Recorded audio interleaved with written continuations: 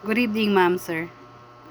My name is Maritas Domingo, 49 years old, a single mother of two boys, aged 19 and 14. I am a very hardworking person, can easily get along well with anyone, and can adapt a new surroundings. Currently, I am residing here in the Philippines with my sisters and my mom. Previously, I have worked in Singapore as a domestic helper, in Oman also as a domestic helper, and Saudi Arabia as a nanny, and also in Saudi Arabia as a caregiver. I have also worked in the hotel industry, so I went to basic training for proper food handling and first aid basic training.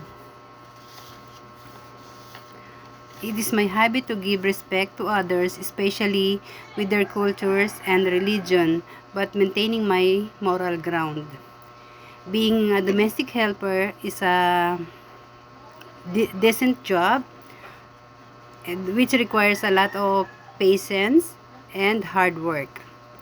I want to move to Hong Kong for better salary and benefits for the domestic helper, which is a big help for my family.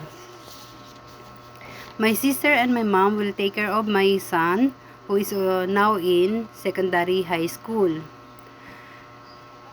I can say I am good in cooking, but cleaning and ironing and taking care of kids are my strongest capabilities. Regarding my health, I am physically and mentally fit to work. Although I had CS and ligation operation already.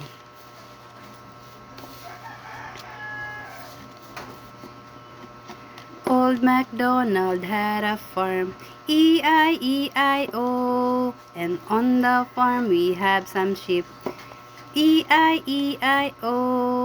With a baba here, here a ba, there a ba, everywhere a ba, ba, ba. Old MacDonald had a farm, E-I-E-I-O.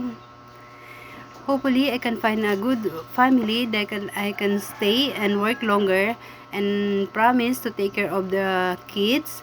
And also, I am praying that they will treat me also as a family, like I have worked also in another family before. Thank you.